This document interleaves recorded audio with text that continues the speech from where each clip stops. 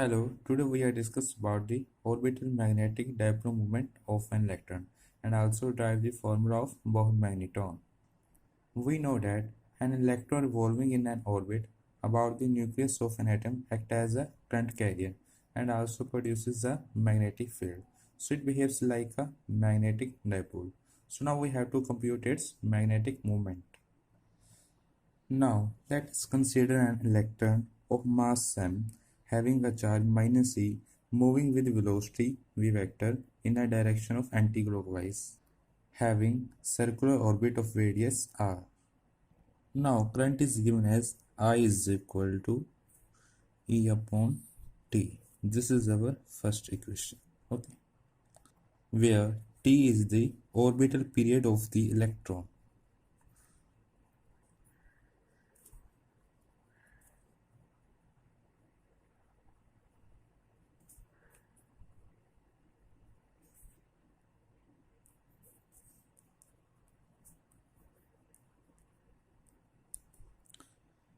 Now we know that T is equal to 2 pi r upon V, which is derived from the velocity is equal to distance upon time, that is time is equal to distance upon velocity. Here we take the distance due to revolving of the electron. So this is our second equation. Put this value in first equation, that is I is given as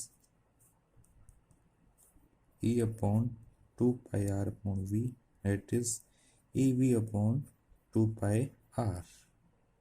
Now from the electromagnetic theory, the magnitude of the orbital magnetic dipole moment mu L for a current I in a loop of area A is given as mu L is equal to IA. Okay. Now just put the value of current in this equation, that is mu L is given as EV upon 2 pi r, where A is equal to pi r square. Then EV cancel out these terms, that is 2 r. Now multiplying by m and dividing this equation, that is given as mu L is equal to E mvr upon 2m. Now we know that according to Bohr's postulate, L is given as mvr. We have taken a magnitude of the L, okay.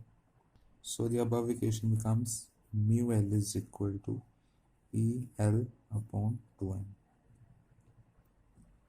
Now mu L by L is equal to E upon 2m. The ratio of the magnitude of the orbital magnetic dipole moment to the angular momentum is constant and is independent of details of the orbit. So it is called the gyromagnetic ratio of the electron, that is gyromagnetic ratio for the electron.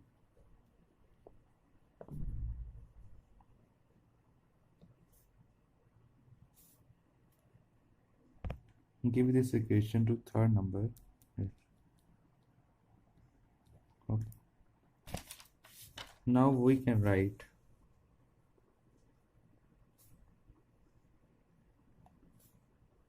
equation third as a vector equation,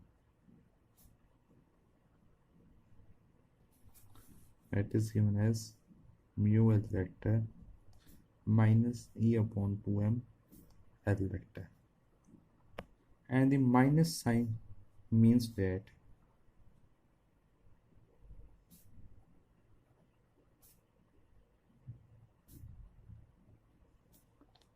mu L is opposite direction to L vector. Now in this figure, the direction of the angular momentum is given by the right hand rule, that is direction of the flow of electrons in the anti-clockwise direction. So angular momentum direction is right hand rules, that is in the upward direction. Okay, just curl the fingers in the anti-clockwise direction. It is L vector in the above direction, that is upward the plane of the rotation. So that means mu L is in opposite direction to the L vector, that is in downward. Okay, we generally write the above equation as a mu L vector is equal to minus GL E upon 2m L vector, where GL is equal to 1 and the quantity GL is called the orbital G factor.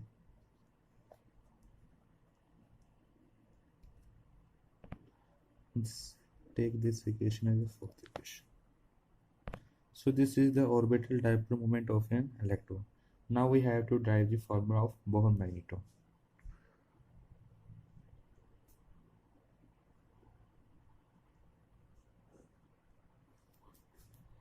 From the quantum mechanics, the scalar values of the orbital angular momentum L vector are given as a L is equal to root L plus 1 h by 2 pi, where L is the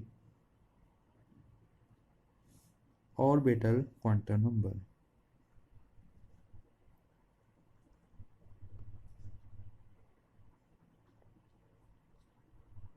Therefore, the magnitude of the orbital magnetic moment of an electron is given as a mu L is equal to root L plus 1